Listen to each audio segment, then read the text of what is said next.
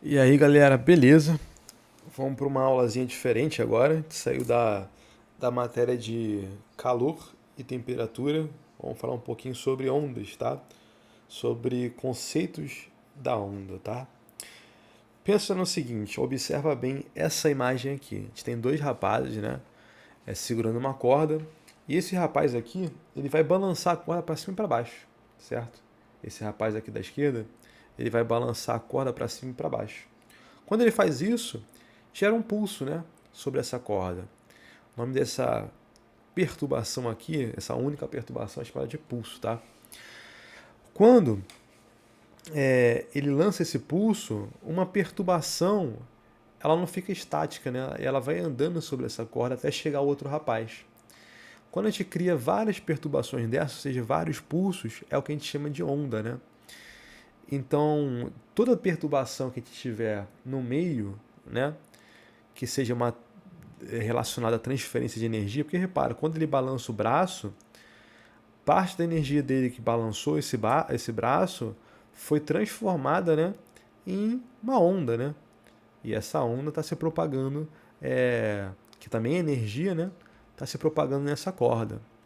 Mas uma coisa importante, pessoal, é a gente analisar um pouquinho esse pulso. Repara o seguinte, vamos analisar esse ponto aqui do pulso.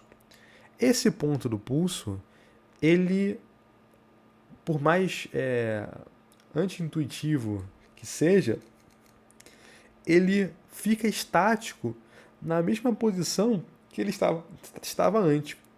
Estático em qual sentido? No sentido do seguinte, o pulso ele se move na direção da seta, certo? Ou seja, da esquerda para a direita. Mas o ponto ele vai oscilar no sentido transversal a esse pulso e depois que ocorre a perturbação, né, repara, o ponto ele está aqui, ele sobe um pouquinho, vai para o ponto mais alto, depois desce um pouquinho e depois volta para onde estava antes. Então você repara o seguinte, que não existe um movimento de matéria junto com o pulso, certo? O máximo que acontece é uma perturbação, uma oscilação, certo? E aí, essa informação é super importante, né? Uma onda ela transforma energia, transfere energia de um ponto a outro sem que haja a transferência ou transporte de matéria. A matéria ela fica no mesmo lugar, ela só oscila, mas no final das contas, no líquido, ela vai permanecer no mesmo lugar. Esse que é o ponto chave para a gente entender a onda, tá? E repara que onda tem muito a ver com oscilação. Tem tanto a ver que a gente vai pensar no movimento oscilatório de uma bola para a gente pegar elementos importantes de uma onda, tá? Vamos pensar então uma bola presa numa mola e nessa bola tem um lápis preso a ele, né? E atrás dele tem uma esteira que ela vai andar para a direita com velocidade constante. O que acontece? Enquanto essa bola está oscilando para cima e para baixo, essa esteira ela vai andando, né? Então repara que quando a bola estava aqui em cima, né? Ela desenhou exatamente essa figura, né, que eu acabei de desenhar, certo? Então, em algum momento a bola estava aqui em cima, desceu, subiu e voltou para o ponto inicial. E repara que à medida que o tempo passa, esse mesmo desenho vai se repetindo infinitamente, né? Até essa esteira continuar andando e a bola oscilando, né? Repara que essa parte que se repete tem um nome especial. E ela é medida justamente de maneira mais tradicional, ela pode ser medida em duas partes que sejam sempre iguais, né? Então se eu pegasse, sei lá, metade aqui, né?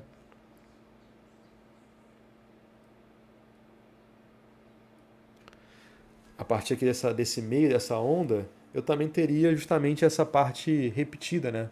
Da onda. Só que a gente vai utilizar justamente uma definição dos pontos mais altos e mais baixos da onda para a gente medir o que a gente chama de comprimento de onda, que é a parte que se repete da onda. Essa parte aqui mais alta da onda a gente vai chamar de crista, tá?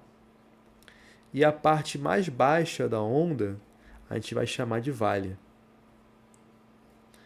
A distância entre dois vales ou duas cristas é o que a gente vai chamar de comprimento de onda, tá? E repara que essa onda ela tem uma simetria muito interessante em relação ao meio dela, né? Um eixo que passa no meio. Essa distância entre o meio e a parte mais alta ou mais baixa aqui da onda, né? Então aqui, por exemplo, também serviria. A gente chama de amplitude, certo? Seria justamente o valor máximo que essa bola consegue chegar a partir do meio do seu movimento, né? Porque repara que a bola vai oscilar para baixo e para cima a partir desse eixo, né? O máximo que ela consegue chegar, que é esse valor para cima ou para baixo, a gente chama de amplitude, tá?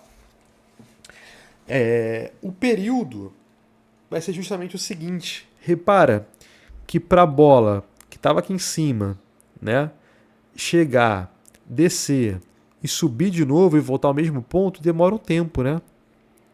Esse tempo, que eu vou chamar de T maiúsculo, é o que a gente chama de período, tá?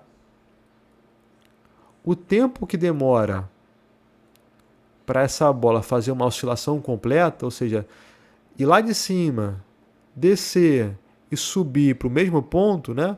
Ou seja, vamos fazer o contrário, né? Descer, subir e voltar para o mesmo ponto, que a gente chama de um ciclo, é o que a gente chama do tempo para a oscilação acontecer inteira. A gente chama isso de período, tá? E a frequência vai ser a taxa de repetição. Como assim, professor, a taxa de repetição?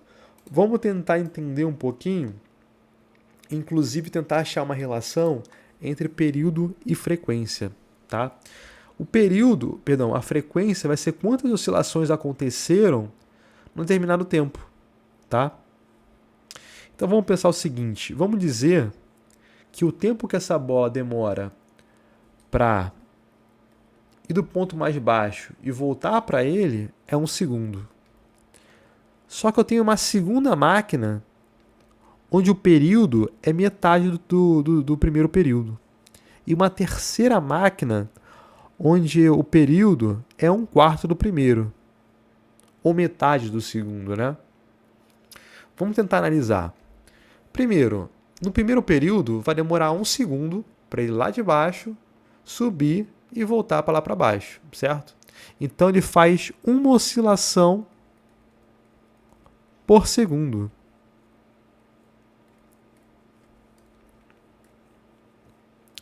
No segundo caso, repara que em meio segundo ele faz uma oscilação, ou seja, ele faz 2 oscilações em 1 segundo, tá? Se ele faz uma oscilação em meio segundo, ele faz 2 em 1 segundo, certo? E o terceiro caso, vamos analisar também, ele faz uma oscilação inteira a cada 0,25 segundos. Ou seja, ele faz uma oscilação em 0,25 segundos, ele faz 2 oscilações em 0,5 segundos, faz 3 oscilações em 0,75 segundos e faz 4 oscilações em 1 segundo. Certo? Perdão, aqui é a frequência. Então, repara que a frequência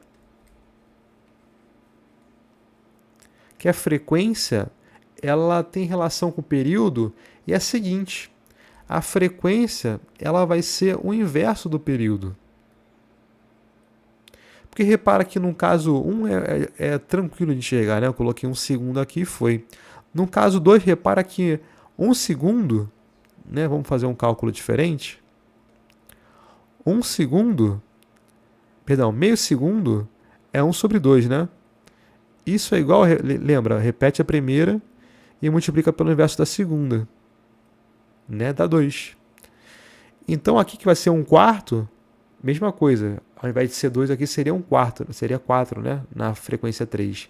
Então repara que a frequência tem relação com a quantidade de oscilações que acontecem em 1 segundo, tá? Então é por isso que, de maneira geral, frequência em período vai ser um inverso da outra. A gente pode calcular a frequência sabendo o período, tá? Pela nossa análise que a gente acabou de fazer aqui. E aí a frequência, ela tem essa unidade estranha, né? Que é justamente 1 por segundo, né? 1 dividido segundo. Isso tem um nome especial. Você deve ter visto já, é o famoso Hertz, né? Unidade de frequência, que significa o inverso de segundo, tá? Então a frequência vai ser utilizada a unidade Hertz, né, para trabalhar com ela, que vale 1 sobre segundo. Então cuidado na hora de você fazer a tua questão de vestibular, que se a unidade de tempo ali que ele der para você não tiver em segundo, na hora de você tentar calcular uma frequência ali, não vai sair em Hertz, tá? Vai sair em outra coisa. Aí Hertz escreve assim, né? Hertz. Beleza, pessoal? Espero que tenha ficado claro para vocês a definição de período, né? O tempo que demora para um ciclo ocorrer, e a definição de frequência, que é basicamente quantas oscilações ou quantos ciclos acontecem em um determinado tempo.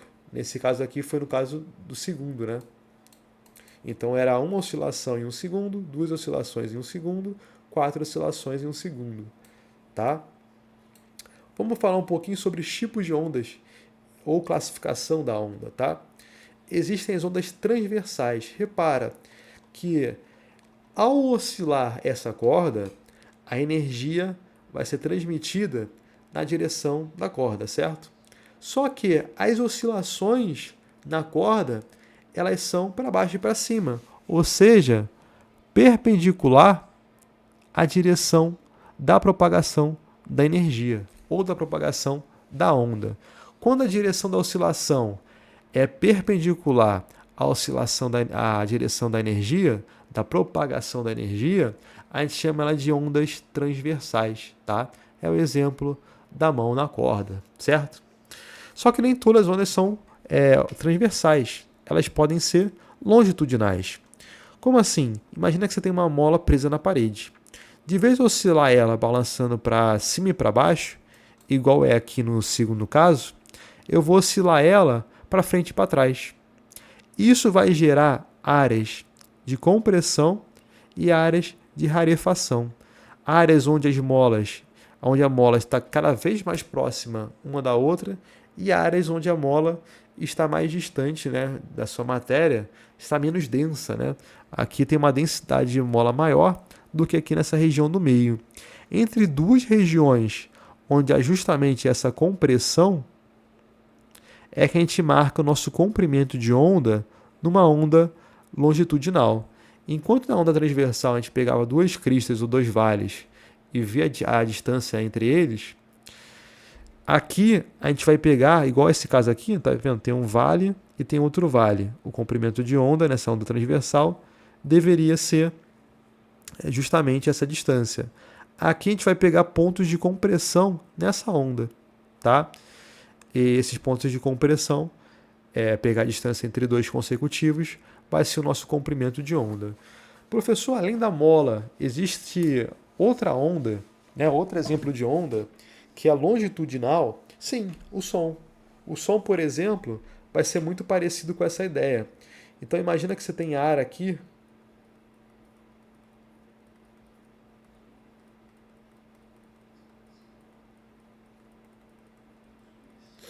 O que acontece é que o som basicamente é o ar vibrando, certo?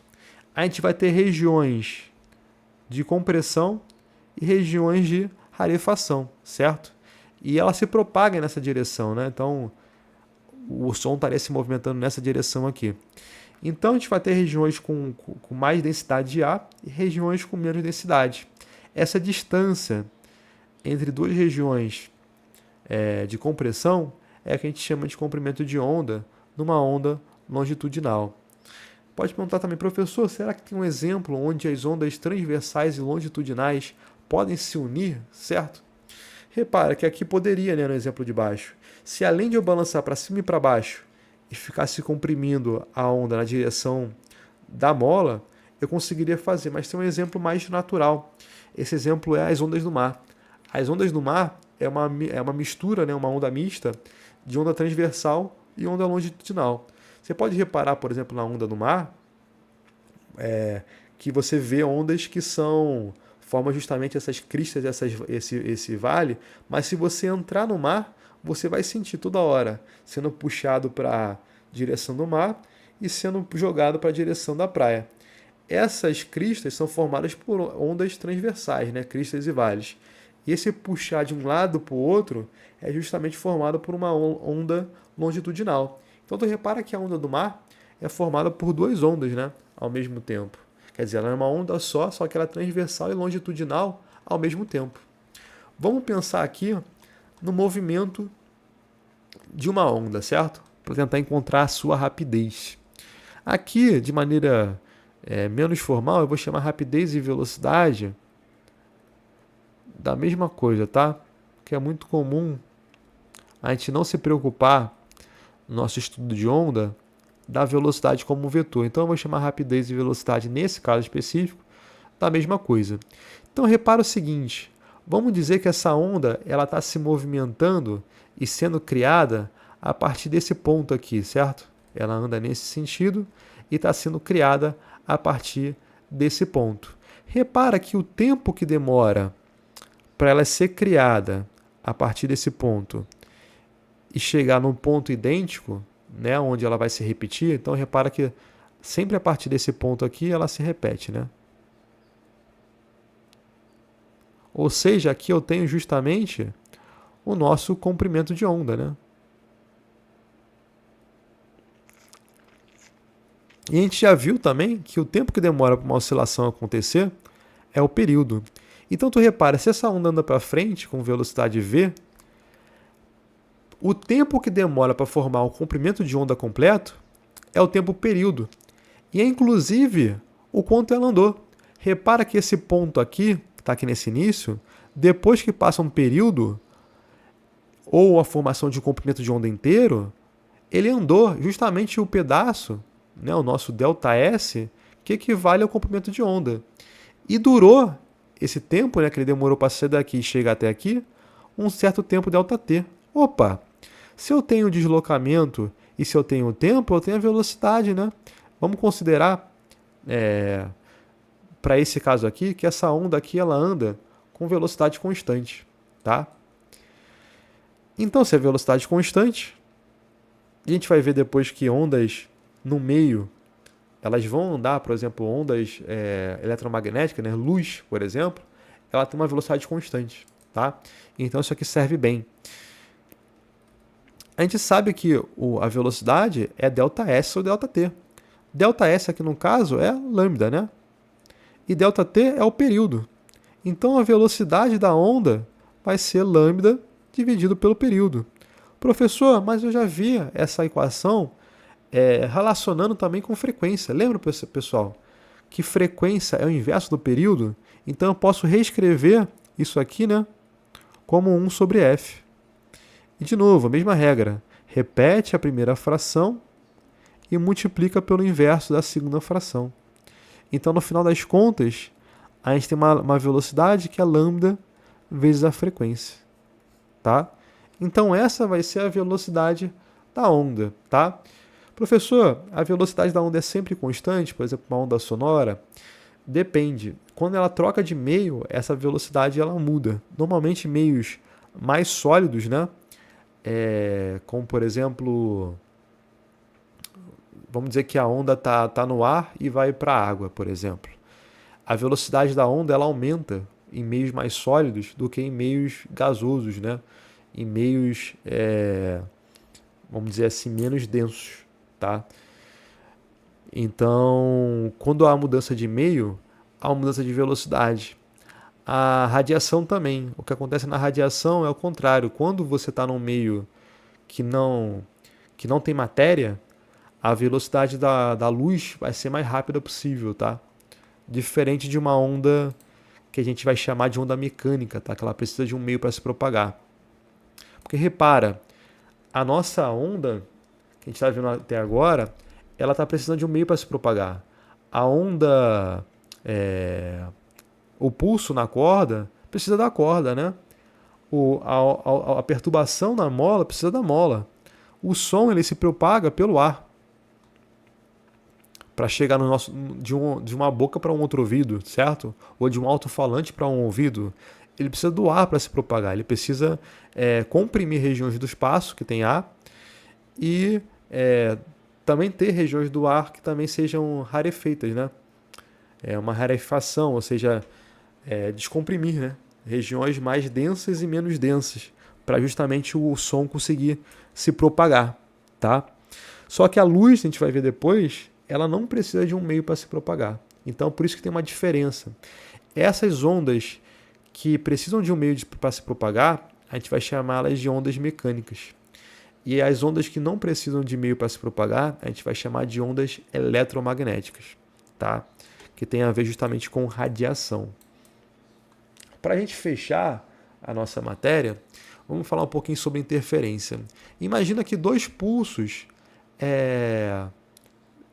vão se encontrar, né? Vão, entre aspas, se colidir. Pensa comigo, imagina duas bolas de bilhar que vão colidir uma com a outra. Vocês poderiam pensar o seguinte, elas vão colidir e vão mudar o seu movimento, né? Ela vai perder a característica dela, né? Bom, você nunca vai pensar que, por exemplo, que duas bolas de bilhar vão colidir uma com a outra e elas vão se juntar numa bola de bilhar maior, né?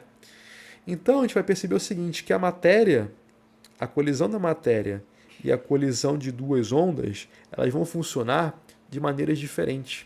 Repara aqui que quando dois pulsos se encontram, eles vão se superpor, ou seja, se juntar num pulso maior. Eles se somam, né? Então vamos pensar que se esse pulso aqui tem, sei lá, 10 centímetros de altura, esse aqui também, quando eles se juntarem, ele vai ter 20 centímetros de altura, tá? Só que depois que eles se cruzam, esses dois pulsos, vou chamar aqui um e 2, é como se para eles nada tivesse acontecido. É como se eles não percebessem a colisão, entre aspas, de um pulso com o outro. Da mesma maneira, quando a gente fala de dois pulsos que estão se somando, né? Ou que estão os dois pulsos para cima desse meio dessa onda, a gente fala que esses dois pulsos estão em fases. Fica mais claro aqui, né? Repara que nesse caso aqui de baixo, os pulsos têm fases invertidas. Um está para cima, outro está para baixo. E aqui vai ser diferente da outra ocasião. Aqui vamos tentar associar ele a um valor mais 10, né? E aqui vamos associar um valor menos 10. Porque a gente está medindo um zero aqui a partir desse meio. Repara que depois que esses dois pulsos se encontram, eles vão se somar, né, igual ao primeiro caso, só que mais 10 com menos 10 dá um pulso nulo. É como se há uma extinção temporária da perturbação que está acontecendo ali. Só que depois que passa um tempo, os dois pulsos, da mesma forma do primeiro, atravessam um outro, como se nada tivesse acontecido. É como se não houvesse, para o pulso, para a energia, uma interação entre eles, direta. Mas essa interação ela se revela no meio a qual elas estão, que no caso aqui é essa corda azul, né? Então, pessoal, quando a gente falar de dois pulsos que, ao interagirem, acontece um reforço, né? Igual ao primeiro caso, a gente vai ter uma interferência construtiva. Quando a gente tem dois pulsos que, ao interagir entre si, acontece um cancelamento, né, igual ao segundo caso, a gente vai ter uma interferência destrutiva, tá? A gente vai ver que a partir disso, a gente vai ter essa interferência de ondas, né? É o que vai ser o assunto para a nossa próxima aula de ondas, tá? Então aqui, por exemplo, tem um exemplo real, né? Imagina que você pingue duas gotas de água, né, num rio, num lago, numa bacia com água, e aí vai gerar um padrão de interferência, que é justamente a interação, né, interferência. A interação entre essas duas ondas gerada pelas gotas de água que batem nessa água, certo? E aí regiões que poderiam ter, por exemplo, cristas e vales, né, uma parte mais alta, uma parte mais baixa, acabam tendo regiões um pouco mais altas do que deveria, né, e regiões um pouco mais baixas do que deveriam. E se tiver justamente uma crista e um vale, né, igual aqui, cadê? Repare, aqui a gente tem uma crista e aqui a gente tem um vale. Se você tiver exatamente uma crista e um vale interferindo naquele ponto, naquele tempo, né, você tem justamente um cancelamento. Então, uma região que deveria ter uma crista e vale a partir de uma única gota, você tem justamente o cancelamento ou o reforço. Se tiver, por exemplo, crista com vale, vai ter um cancelamento, mas se for vale com vale, um reforço, ou crista com crista, também outro reforço, tá? E aí gera justamente esse padrão de interferência, o que é diferente do que você pegasse duas gotas, quer dizer, uma única gota e soltasse. Quando você colocasse duas gotas, você teria um padrão diferente de formação, né? Justamente pela superposição, né? Que é essa interação entre ondas. Pessoal, na próxima aula a gente vai fazer exercícios sobre o assunto, tá? Da apostila. Levem a apostila, tá? Eu vou mandar lá no grupo reforçando esse aspecto, tá? Grande abraço. Nos vemos no próximo sábado. Valeu!